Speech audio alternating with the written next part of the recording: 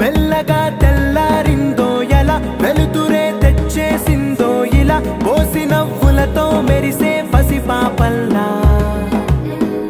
చేదతో బావులలో గలగల చెరువులో బాతుల ఈతల కళ చేదుగా ఉన్న వేపను నమిలే వేళ